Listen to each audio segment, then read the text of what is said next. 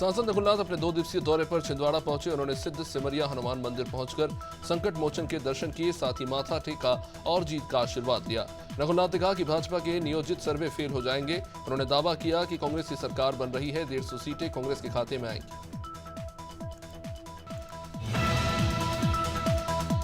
हरदा में कांग्रेस प्रत्याशी रामकिशोर दोगने ने मुख्य निर्वाचन अधिकारी से शिकायत की। उन्होंने बीजेपी प्रत्याशी कमल पटेल के बेटे पर खुली धमकी का आरोप लगाया। दोगने का कहना है कि कमल पटेल के बेटे सुदीप पटेल ने सोशल मीडिया पर धमकी भरा मैसेज भेजा। इस पर उन्होंने प्रशासन से कार्रवाई की मांग की। गया से 9 किलोमीटर दूर भगवान बुद्ध की ज्ञान स्थली बौद्ध गया में 18वां अंतर्राष्ट्रीय त्रिपटक चैटिंग पूजा का आयोजन किया जा रहा है। इस अवसर पर विशाल शोभा यात्रा निकाली गई, जिसमें कई देशों से आए बौद्ध उपासक शामिल हुए। कई देशों की सांस्कृतिक झलक भी देखने को मिली। बौद्ध भिक्षु और उपासक पैदल चलते हुए अपने अपने देशों के परिधान में नृत्य करते और कालचक्र मैदान पहुंचे। बुरहानपुर जिला प्रशासन ने मतगणना को लेकर पूरी तैयारियां कर ली है। जिला निर्वाचन अधिकारी भव्या मित्तल ने बताया कि बुरहानपुर विधानसभा के मतों की गणना 20 राउंड में होगी और मतगणना की जानकारी देने के लिए इस बार नई व्यवस्था भी रहेगी। शहर के 3 स्थानों पर एलईडी लगाई जाएंगी, जिसमें लगातार मतों की राउंडवार जानकारी प्रदर्शित होती रहेगी ताकि मतगणना स्थल पर ज्यादा भीड़ न लगे। मध्य प्रदेश में मतगणना होनी है और इसी को लेकर मतगणना केंद्रों में तैयारियां लगभग पूरी हो चली हैं। शाजापुर में कलेक्टर ने स्थानीय पॉलिटेक्निक महाविद्यालय का निरीक्षण किया। इस दौरान निर्वाचन आयोग के नियुक्त प्रेक्षक बीएम प्रजापति और सैयद मोहम्मद जहीद चिश्ती ने भी केंद्र का जायजा लिया। प्रेक्षकों ने तीनों विधानसभा क्षेत्रों के मतगणना कक्षों और डाक मतपत्रों के लिए बनाए गए स्ट्रांग रूम, मीडिया सेंटर से लेकर सीसीटीवी से निगरानी समेत व्यवस्थाओं को देखा। विधानसभा चुनाव की मतगणना के लिए उल्टी गिनती शुरू हो चुकी है और इंदौर के नेहरू स्टेडियम में होने वाले मतगणना की सभी तैयारियां भी पूरी हो चुकी हैं। मतगणना के लिए टेबलों की संख्या भी बढ़ाई गई है। सुबह 8 बजे से मतगणना शुरू हो जाएगी। सबसे पहले डाक मतपत्रों की गिनती होगी और उसके बाद ईवीएम के मतों की गिनती होगी। चीन में फैल रहे रहस्यमयी निमोनिया को लेकर भारत सरकार ने सभी राज्यों को अलर्ट रहने के निर्देश दिए हैं। केंद्र सरकार के दिशा निर्देशों के बाद एमपी के झाबुआ में भी अलर्ट जारी किया गया। हेल्थ प्रभारी डॉक्टर बघेल ने बताया कि राज्य में अभी तक इस तरह का कोई मामला सामने नहीं आया है, लेकिन एहतियात के तौर पर जिले के सभी अस्पतालों को विशेष निगरानी में रखा जा रहा है। ग्वालियर के डबरा में खाद की बोरियां चोरी करने का ये मामला है। चोर शासकीय गोदाम में रखी 75 बोरी डीएपी की चोरी कर ले गए। चोरी हुई खाद की कीमत करीब 1 लाख रुपए बताई जा रही है। खाद गोदाम प्रभारी जतिन खान ने चोरी की शिकायत डबरा सिटी थाने में दर्ज कराई। फिलहाल पुलिस अज्ञात चोरों की तलाश में जुटी है।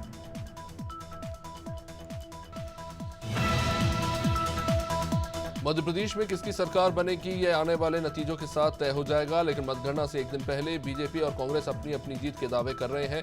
अब इसी बीच भोपाल में कांग्रेस प्रदेश कार्यालय के बाहर कांग्रेस की जीत के पोस्टर लगे दिखे। कमलनाथ को जीत की बधाई देते हैं ये पोस्टर चर्चाओं में है। पीसीसी के बाहर लगे पोस्टर में लिखा है कि जनता का देने साथ फिर कमलनाथ आ रहे हैं।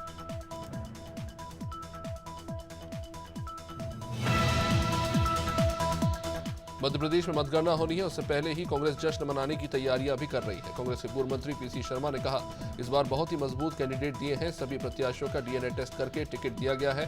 जहां तक हॉर्स ट्रेडिंग का सवाल है तो पहले बीजेपी नेताओं के लिए करती थी, लेकिन अब एग्जिट पोल में भी कर रही है।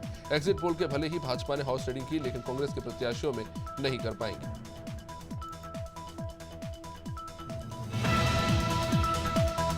मध्य प्रदेश में मतगणना से पहले पीसीसी चीफ कमलनाथ भोपाल पहुंचे। भोपाल पहुंचने के बाद उन्होंने कई प्रत्याशियों के साथ बातचीत की। कमलनाथ को फीडबैक देने के लिए इंदौर से संजय शुक्ला और जयवर्धन सिंह भी पहुंचे। इस दौरान कमलनाथ ने कहा कि कुछ बोलने की जरूरत नहीं है, उन्हें पोल से मतलब नहीं, मतदाताओं पर उन्हें भरोसा है।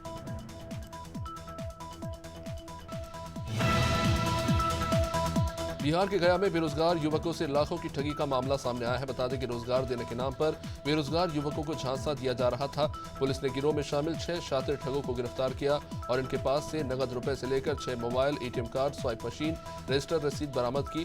पुलिस अधीक्षक आशीष भारती ने बताया कि ठग एक होटल में किराए का रूम लेकर महाबोधि इंटरप्राइजेज सेंटर खोलकर बेरोजगार युवाओं को ठग रहे थे।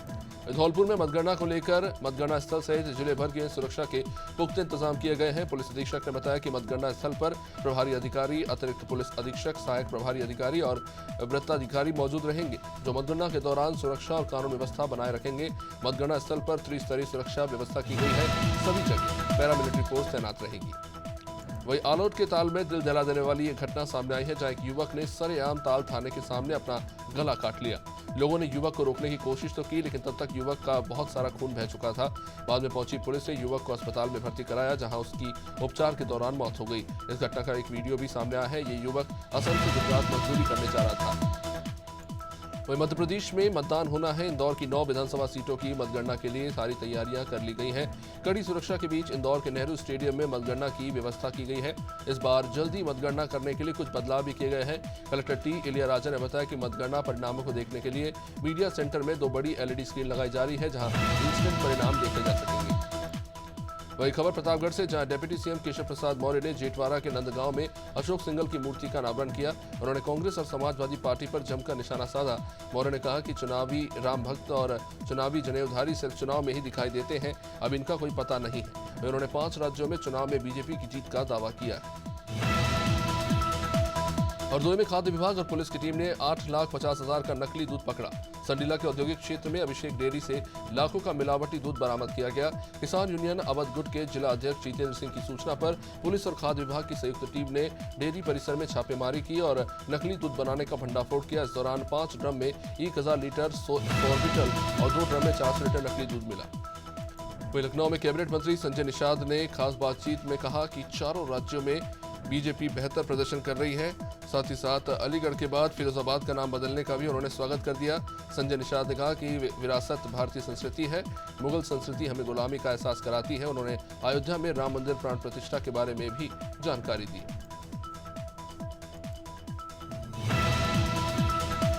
राजधानी लखनऊ में सीएम आवास पर कौशल विकास और यूपी परिवहन के बीच MOU साइन हुआ, जिसमें सीएम योगी आदित्यनाथ भी मौजूद रहे। बता दें कि योगी सरकार लोक संकल्प पत्र पर काम कर रही है। साथ ही महिलाओं की समाज में भागीदारी बढ़ाने को लेकर महिला सशक्तिकरण के नारे पर भी काम कर रही है। अब महिलाओं को रोडवेज चालक के रूप में प्रशिक्षित किया जाएगा।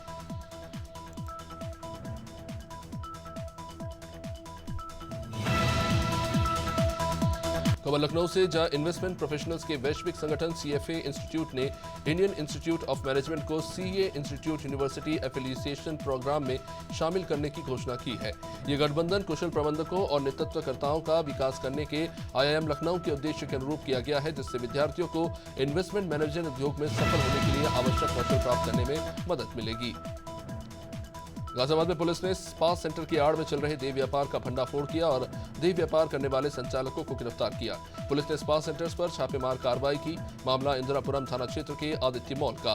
पुलिस ने कुल 6 स्पा सेंटर्स में छापेमारी की और 44 महिलाएं और 21 पुरुषों को हिरासत में लिया। पुलिस की कार्रवाई में जुटी हुई है। केंद्र और प्रदेश सरकार खेल और खिलाड़ियों को बढ़ावा देने की दिशा में लगातार कदम उठा रही है। यूपी में इसको बढ़ावा देने के लिए खेल नीति भी लागू की गई है। लखनऊ के पौष इलाके में स्थित लोटस वर्ल्ड पब्लिक स्कूल में नौनिहालों को आत्मनिर्भर और फिट बनाने के लिए ताइक्वांडो प्रतियोगिता का आयोजन किया गया, जिसमें राजधानी के कई स्कूलों के छात्र और छात्राएं शामिल हुए। MP चुनाव के नतीजों से ठीक एक दिन पहले केंद्रीय उड्डयन मंत्री ज्योतिरादित्य सिंधिया अयोध्या पहुंचे, जहां उन्होंने यूपी के सीएम योगी आदित्यनाथ के साथ रामलला के दर्शन किए। इस मौके पर केंद्रीय मंत्री VK सिंह भी मौजूद रहे। केंद्रीय मंत्री सिंधिया ने सीएम योगी और मंत्री VK सिंह के साथ राम मंदिर निर्माण कार्य का भी जायजा लिया। साथ ही उन्होंने श्री राम अंतर्राष्ट्रीय हवाई अड्डे का भी निरीक्षण किया। कानपुर देहात में जल जीवन मिशन योजना फेल होती नजर आ रही है। बता दें कि क्षेत्र की 506 आदर्श ग्राम पंचायत को जल जीवन मिशन योजना के तहत जोड़ा गया है, लेकिन कुछ ग्राम पंचायतों में योजना पूरी तरह से फेल हो गई है। ताजा मामला अकबरपुर तहसील क्षेत्र के कुरारी गांव का है। यहाँ के तैनात 1 साल से ग्रामीण जल जीवन मिशन योजना का पानी पीने के लिए तरस रहे हैं, लेकिन अभी तक हालात खराब है। उत्तराखंड के सैनिक कल्याण मंत्री गणेश जोशी ने देहरादून स्थित गुनियाल गांव में निर्माणाधीन सैन्य धाम का निरीक्षण किया। सैनिक कल्याण मंत्री ने अधिकारियों को सैन्य धाम के निर्माण कार्य को जल्दी पूरा करने के निर्देश दिए। सैनिक कल्याण मंत्री ने कहा कि धाम में लगभग 75% सैन्य धाम का निर्माण कार्य पूरा हो गया है। उन्होंने कहा कि शहीद सम्मान यात्रा के बाद भी उत्तराखंड के कई जवान शहीद हुए हैं, इसलिए उन्होंने शहीदों